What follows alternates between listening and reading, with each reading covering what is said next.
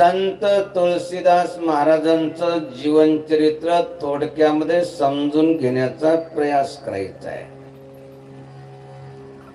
संत तुळशीदास महाराज ज्यावेळेस 4-5 वर्षाची त्यांची अवस्था होती, त्यावेळेस आई आणि वडील दोघे वारले. सांभाळणार असं जवळचं कोणी राहिलं नाही. इतर बालक जसं रडतात, स्वतःला अनाथ मानतात. पूर्वजन्माचं महान प्रारब्ध त्याच्यामुळं ते रडले नाही, स्वतःला अनाथ मानलं नाही, दुःखी झाले नाही. त्यांचा विश्वास की जगाचे माता पिता ते माझे माता पिता आहे, ते माझं संगोपन करतील, पालन करतील. विश्वाद्यम विश्वबीजम निखिलम भरम पंचवक्त्रम त्रिनेत्रकम. जे विश्वाच्या आधीचे आहे, विश्वाचं बीज आहे, असे जे भगवान शिव आहे आणि माता पार्वती आहे, ते माझं रक्षण करतील, माझं पालन पोषण करतील, असा दृढ विश्वास त्यांच्या अंतःकरणामध्ये होता. म्हणून भूक लागली की म्हणायची, आई मला भूक लागली. आणि माता पार्वती, जगतजननी माता पार्वती ब्राह्मणीच्या रूपानं यायची आणि त्या तुळशीदास महाराजांना जीव घालायची. असा त्या बालकाचा अधिकार, अशी त्या बालकाची भक्ती. जसं जगद्गुरु तुकाराम महाराजांचा गाथा काहींनी बुडवायला लावला. कारण काय तर म्हणे, वेदाचं जे तत्वज्ञान आहे, जे विशिष्ट व्यक्तीसाठी होतं, पंडितासाठी होतं, विद्वानासाठी होतं, याला अधिकार नाही, त्याला अधिकार नाही. परंतु सर्वांना अधिकार जो दिला आणि अशा प्रकारे ते वेदाचं तत्वज्ञान साध्या सोप्या भाषेमध्ये सांगितलं. तो जगद्गुरु तुकाराम महाराजांचा अभंगाचा गाथा इंद्रायणीमध्ये बुडवून टाकायला लावला. माता इंद्रायणीनं जसाचा तसा त्यांना परत समर्पित केला. त्याचप्रमाणे वाल्मिक ऋषीनं जे रामायण लिहिलं संस्कृत मध्ये, सर्वसामान्य लोकांना ते समजत नव्हतं. म्हणून ते ज्ञान सोप्या साध्या भाषेमध्ये त्यांनी सर्व जगाच्या उद्धारासाठी लिहिलं. त्याच्यावर आक्षेप घेतला की साध्या सोप्या भाषेमध्ये जे तुम्ही हे रामचरितमानस जो ग्रंथ लिहिला, हे चांगलं नाही. त्यांनी सांगितलं की ही भगवान शिवाची कृपा आहे. म्हटले कशाहून? म्हणले जशी परीक्षा घ्यायची असेल तशी घ्या. भगवान शिवाच्या मंदिरामध्ये रामचरितमानस ग्रंथ खाली ठेवला, त्याच्यावर ते अनेक ग्रंथ ठेवले, कुलूप लावून घेतली. सकाळी उठून बघितलं, उघडून बघितलं, कुलपा उघडून बघितल्या तर रामचरितमानस सर्व ग्रंथाच्या वरती होता आणि त्याच्यावर ते स्वाक्षरी होती भगवान शिवाची, सत्यम शिवम सुंदरम. सांगायचं तात्पर्य, भगवान शिवावरते, माता पार्वतीवरते त्यांचा जो दृढ विश्वास,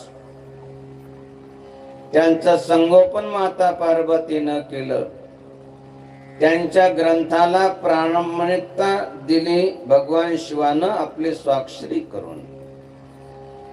बालपणी भगवान शिवाची भक्ती केली, माता पार्वतीची भक्ती केली. तारुण्य अवस्थेमध्ये भगवान रामाची, लक्ष्मणाची भक्ती केली. शिव विष्णू दोघे एकाचे अवतार वेदांनी निर्धार हाची केला केली जैसी भक्ती शैव का वैष्णव, पाहता तो देव नाही दुजा. भगवान विष्णूमध्ये आणि शिवामध्ये त्यांनी कसल्या प्रकारचा भेद मानला नाही. रामाची लक्ष्मणाची सेवा रमली. एक दिवस काही चांगला प्रसंग होता. त्या निमित्तानं अनेक धर्मात्मा पुण्यात्मा भक्त मोठ्या संख्येनं त्यांचं प्रवचन ऐकण्यासाठी आले. त्यांचं प्रवचन ऐकल्यानंतर प्रसाद झाला. प्रसादे सर्व दुःखानां हानिरशोप जायते. प्रसाद घेऊन आपापल्या घरी सर्व भक्त चालले गेले. सकाळी ब्रह्म मुहूर्तामध्ये तुलसीदास महाराज उठले, कुट्याच्या बाहेर आले. पहले प्रहर में सब कोई जागे, दूसरे प्रहर में भोगी, तीसरे प्रहर में तस्कर जागे, चौथे प्रहर में योगी. सकाळी संध्याकाळी 9 ते 6 ते 9 वाजेपर्यंत सर्व जागे असतात. 9 ते 12 पर्यंत भोगी, 12 ते 3 वाजेपर्यंत तस्कर लोक जागे असतात, म्हणजे चोर लोक जागे असतात. आणि 12 ते 3 वाजेपर्यंत योगी, संत, भक्त, धर्मात्मा, पुण्यात्मा उठतात. आपण उठतात, दुसऱ्याला उठवतात. उठा उठा साधू संत, साधा आपला लिहित, जाईल हा नरदेह मग कैसा भगवंत. तुलसीदास महाराज आपल्या कुट्याच्या बाहेर आले तर त्यांनी बघितलं की त्या ठिकाणी 2 व्यक्ती उभे आहेत. त्यांना विचारलं की आपण कोण आहात? ब्रह्म मुहूर्ताचा प्रभाव म्हणा, प्रसादाचा प्रभाव म्हणा, संताच्या भगवंताच्या दर्शनाचा काही प्रभाव म्हणा, अगदी त्यांनी खरं खरं सांगितलं. म्हटल्या महाराज आम्ही चोर आहोत. म्हटले केव्हा आले होते? म्हटले कालच आलो होतो. म्हटले मग सर्व प्रसाद घेऊन चालल्या गेले, तुम्ही का बरं चालल्या गेले? म्हटलं सांगितलं ना की आम्ही चोर आहोत. आम्हाला असं वाटलं की आपल्याला सर्व काही ना काही दक्षिणा देतीलच आणि ती दान दक्षिणा चोरून घेऊन जाण्याची आमची इच्छा होती. त्याच्यासाठी आम्ही थांबलो होतो. म्हटले चोरी केली? म्हटले रात्रभर प्रयास केला पण चोरी करणं काही जमलंच नाही. म्हटले ठीक आहे, आता तुम्हाला जे लागतं, जेवढं लागतं तेवढं घेऊन जा. म्हटले आता चोरी करण्याची इच्छा राहिली नाही, काही मागण्याची इच्छा राहिली नाही.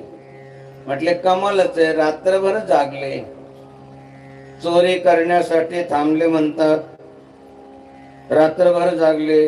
आता चोरी करण्याची इच्छा नाही, काही घेण्याची इच्छा नाही, मग थांबले कशासाठी? म्हटले महाराज आम्ही थांबलो याच्यासाठी की आपले जे 2 नौकर आहे ना त्यांना जरा जवळून पाहण्याची आमची इच्छा आहे. तुळशीदास महाराज म्हटले मला नौकराचं काय काम आहे? माझ्याजवळ कोणी नौकर नाही. म्हटले नाही महाराज, आम्ही बऱ्याचशा ठिकाणी चोऱ्या केल्या, पुष्कळ ठिकाणी नौकर बघितले, परंतु असे नौकर आम्ही कुठेच बघितले नाही. अर्ध्या तासांना यायचो, बघायचो की आता झोपतीन तेव्हा झोपतीन, पण रात्रभर ते झोपलेच नाही. त्यांचा रात्रभर क्रम चालू होता. कुट्याच्या समोर यायचे, प्रणाम करायचे आणि कुट्याला प्रदक्षिणा करायचे. रात्रभर क्रम चालू होता. तुळशीदास महाराजांनी विचारलं त्यांचं काही वर्ण सांगते का? म्हटले हो, एक श्याम वर्णी होते आणि दुसरे गौर वर्णी होते आणि दोघांच्या हातामध्ये धनुष्यबाण होते. तुळशीदास महाराजांनी जाणलं हे तर राम लक्ष्मण होते. राम लक्ष्मणाला माझ्या कुट्याचं रक्षण करावं लागावं, ही कुट्या काय कामाची. त्यांनी त्या कुट्याचा त्याग केला आणि एका झाडाखाली भगवंताचं चिंतन स्मरण करत बसले. सांगायचं तात्पर्य आपल्याला हे आहे, बालपणी माता पार्वतीनं ज्यांचं संगोपन केलं, ज्यांच्या ग्रंथावर ते सत्यम शिवम सुंदरम अशा प्रकारची भगवान शिवानं स्वाक्षरी केली. तारुण्य अवस्थेमध्ये राम लक्ष्मणानं त्यांच्या कुट्याचं रक्षण केलं. असे अद्वैत तत्वज्ञान ज्यांना प्राप्त झाले होते, अशा तुलसीदास महाराजांनी जे 2 विचार सांगितले, त्याच्यापैकी पहिला विचार संत संग हरिकथा तुलसी दुर्लभ होय. काही प्रत्येक गावामध्ये कथा होतातच असं नाही. संत संग हरिकथा